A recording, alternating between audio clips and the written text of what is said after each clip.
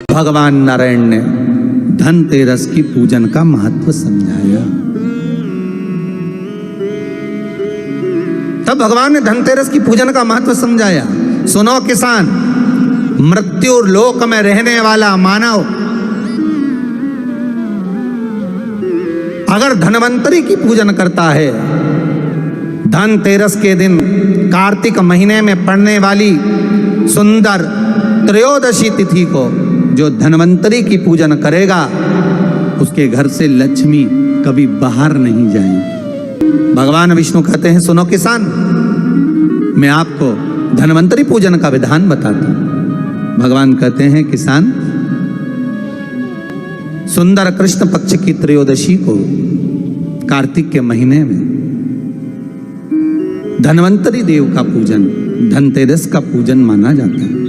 सुनो किसान, एक सुंदर भूमि पर देसी गाय का गोबर से लीपन कर कर, अगर गाय का गोबर ना मिले, सुंदर जल से लीपन कर कर, वहां एक सुंदर चौक को पूर कर, आप सभी को ज्ञात होगा कि चौक पूरने में रंगोली का प्रयोग नहीं होता। आप लोगों को मालूम होगा, चौक पूरने में आटा और हल्दी का प्रयोग होता है। काय का प्रयोग होता है? आटे और हल्दी का प्रयोग। आटे हल्दी का प्रयोग क्यों होता है? क्योंकि आटा समृद्धि को बढ़ाता है, लक्ष्मी वैभव को बढ़ाने वाली हल्दी होती है। इसलिए जब चौक पूरा जाता है भूमि पर, तो चौक पूरते समय आटा हल्दी का प्रयोग करते हैं। थोड़ा सा चावल का दाना या गेहूं का दाना रख दिया जाता है, उसके ऊपर एक सुंदर चौकी, एक चौरंग, एक पाटा रख दिया जाता है। भगवान विष्णु बता रहे हैं किसान को धनतेरस के पूजन का वर्णन, और जो भगवान विष्णु ने बताया है वही पूजन का वर्णन आप लोग श्रवण कर रहे हैं। आज धनतेरस का प्रयोग कर पूजन करें, और शिव महापुराण के इस भाव को, विष्णु पुराण के इस भाव को, स्कंद पुराण के इस भाव को आप धारण करें, और जो विधान भगवान विष्णु बता रहे हैं उसके हिसाब से, उसके अनुसार आप लक्ष्मी का पूजन, धनतेरस का पूजन करें। चौकी लगाएं, चौरंग लगाएं, पाटा लगाएं, उस पाटे पर एक सुंदर लाल वस्त्र धारण करा दें, लाल वस्त्र बिछा दें। एक थाली लें, उस थाली पर कंकु से, रौली से, कुंकू से गिला कर कर स्वस्तिक का निर्माण कर दें। स्वस्तिक का निर्माण कर कर घर में अगर चांदी का सिक्का हो, अगर चांदी का सिक्का नहीं हो, चांदी का कॉइन नहीं हो, तो अपने घर का 1 का सिक्का, 2 का सिक्का, 5 का सिक्का, 10 का सिक्का, जो भी आपके घर में हो वो कॉइन ले लें महाराज। उसको थाली के अंदर रख दें, स्वस्तिक के ऊपर। फिर उसका स्मरण करें। आटे के 7 दिए बनाएं, एक थाली में, एक प्लेट में रख लें। घी के दिए बनाएं और उसमें सुंदर बाती को लगा दें। ध्यान दीजिएगा, इसमें जो बाती लगेगी वो लंबी बाती लगेगी। लक्ष्मी जी की पूजन में जितनी भी बाती लगे वो लंबी लगे।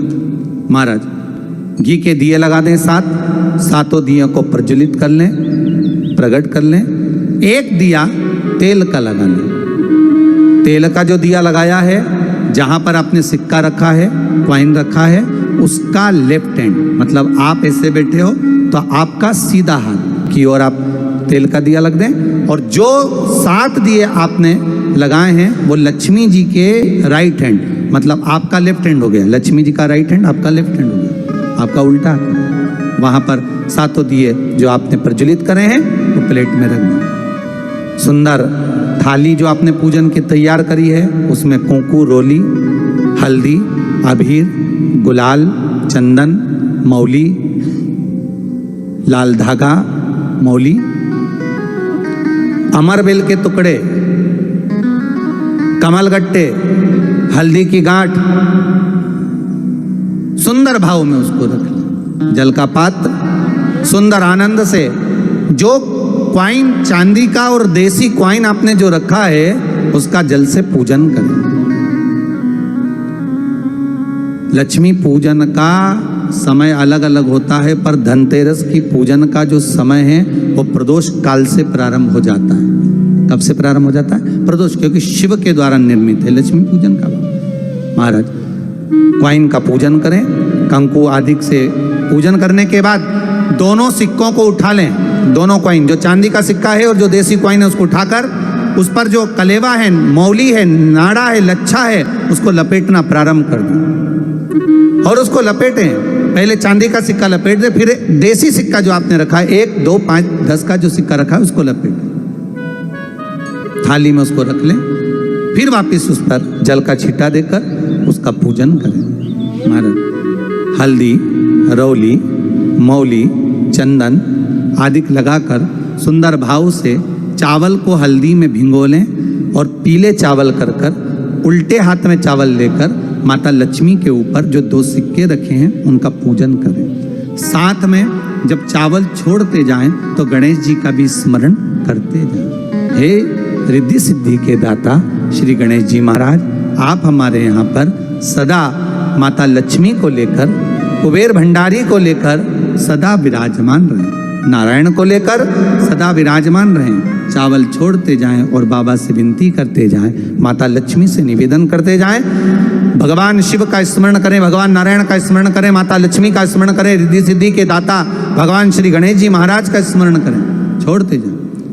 जब चावल पूर्ण छोड़ देवें, पूजन पूरी तरह से हो जाए, तब महाराज 7 सुंदर आनंद से अमरबेल के टुकड़े, अमरबेल वृक्ष पर एक पीले कलर की बेल चलती है, पीली, उसमें पत्ते नहीं होते, वो किसी भी वृक्ष पर डली रहती, वो अमरबेल कहलाती। ये अमरबेल लक्ष्मी पूजन में, समृद्धि के लिए, मकान के मुहूर्त के समय पर, गृह प्रवेश के समय पर बहुत कार्य आती। महाराज ये अमरबेल को पानी की जरूरत भी नहीं पड़ती, आप रूप किसी वृक्ष पर डाल दी जाए वो अपने आप फलती चली जाती है। उसी तरह हमारे यहाँ भी हम भगवान से यही प्रार्थना करते हैं, जैसे अमरबेल बिना पानी पड़े भी किसी भी वृक्ष पर डाल दी जाए पनपती जाती है, बढ़ती चली जाती है, ऐसे हमारे घर में बेबहू लक्ष्मी बढ़ती जाए। अमरबेल के 7 टुकड़े, कमल गट्टे 7, हल्दी की गठान 7 माता लक्ष्मी को समर्पित कर दें। दोनों हाथों में हल्दी पिसी हुई लीजिए और माता लक्ष्मी के ऊपर उसे चढ़ाना प्रारंभ कर दीजिए। 7 बार पिसी हुई हल्दी वो सिक्कों पर चढ़ा दें, अपनी मनोकामना कर कर अपने घर में माता लक्ष्मी को विराजमान करने के लिए। जब हल्दी पूर्ण चढ़ जाए, हाथ में कुंकू ले लीजिए, रोली ले लीजिए, उस रोली कुंकू को भी माता लक्ष्मी को समर्पित करिए। तब इसके पश्चात सुंदर जो भी घर में मिष्ठान हो, मीठा हो, नहीं हो, शक्कर हो, गुड़ हो, मिश्री हो, जो भी आपके पास में हो, खड़ी शक्कर हो, वो भगवान को, माता लक्ष्मी को भोग रख दीजिए। अगर कुछ मीठा बना हो तो मीठा रख दीजिए। महाराज घर में संपूर्ण पूजन कर कर आपके घर में जो देवालय में भगवान बैठे हैं उनका भी पूजन करिए। पूजन करने के पश्चात आप माता लक्ष्मी से निवेदन करिए, हे माँ आप हमारे यहाँ सदा विराजमान हो। महाराज ये जो पूजन है भगवान विष्णु जो बता रहे हैं किसान को, ये 5 दिन की पूजन है पूरी पूरी। आज कौन से दिन का पूजन बता रहे हैं? पहले दिन का। आज धनतेरस से रूप चौदस, अमावस्या, एकम और दूज, ये 5 दिन तक दीपावली का पर्व मनाया जाता है, दीप महोत्सव मनाया जाता है। पूजन करने के बाद जो 7 दिए आपने प्लेट में रखे हैं, थाली में रखे हैं पूजन के लिए घी के, उन 7 दियों से माता लक्ष्मी की आरती उतारिए। उन 7 दियों से माता लक्ष्मी का पूजन करिए, माता लक्ष्मी से विनती करिए, माँ हम आपके पुत्र हैं, माँ आप हमारे घर का रास्ता भूल गई हो, माँ बहुत कष्ट है, बहुत दुखी है, पर भगवान शिव पर विश्वास कर कर, कुबेर भंडारी पर, कुबेरेश्वर महादेव पर विश्वास कर कर भगवान नारायण के सुंदर प्रसंगों पर विश्वास कर कर माँ भगवान शंकर का अनुमोदन कर कर, हे माँ आप हमारे घर में विराजमान हो माँ, आप हमारे मार्ग को, हमारे घर को, हमारे घर के रास्ते को, हमारे घर के द्वार को आप भूल गई हो माँ। हे बेबहू लक्ष्मी, हे धन लक्ष्मी, हे संतान लक्ष्मी, हे माँ लक्ष्मी, हे धान्य लक्ष्मी, आप हमारे घर में विराजमान हो। 7 दीप जो प्रज्वलित करे हैं उससे माता की आरती उतारिए, फिर माता को झोली पसार कर प्रणाम कर कर भूमि पर नमन करो। जब झोली पसार कर प्रणाम करें, झोली को अपनी ओर गिरा लें और माता को नमन कर कर जो 7 दिए आपने लगाए हैं उन 7 दिए को अलग अलग स्थान पर ले जाकर, जैसे घर के हॉल में, एक रसोई घर में, एक जहां पर आप लक्ष्मी रखते हो उस स्थान पर, एक घर के द्वार के पास में, एक तुलसी के क्यारे के पास में,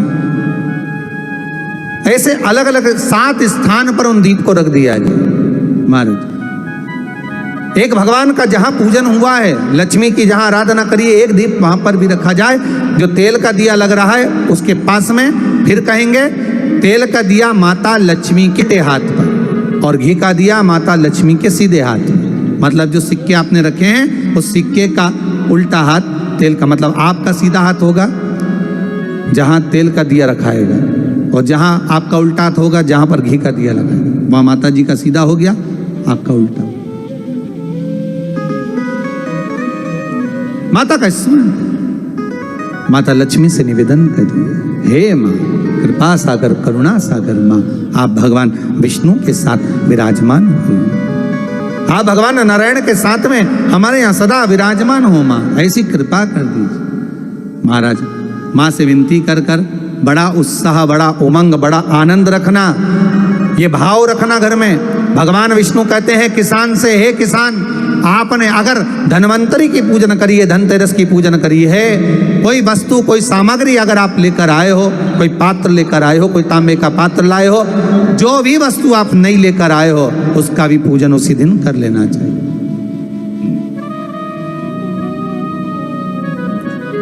उसका भी पूजन कर लेना चाहिए। बड़ा भाव रखकर भगवान विष्णु ने किसान को बताया, बड़ा भाव। किसान सुनकर बड़ा प्रसन्न हुआ। नारायण प्रभु, क्या माँ फिर मेरे घर में रहेगी? भगवान कहते हैं सुनो किसान, ये लक्ष्मी अगर आप धनवंतरी का पूजन करते हो, धनतेरस का पूजन सुंदर कार्तिक के महीने की कृष्ण पक्ष की त्रयोदशी को अगर आप कर रहे हो, तो ये लक्ष्मी भले मेरे साथ बैकुंठ में जाकर रहे, पर लक्ष्मी का एक अंश तुम्हारे घर से कभी नहीं जाएगा, वो सदा विराजमान रहेगा। ऐसी है माँ धन्वंतरी की पूजन।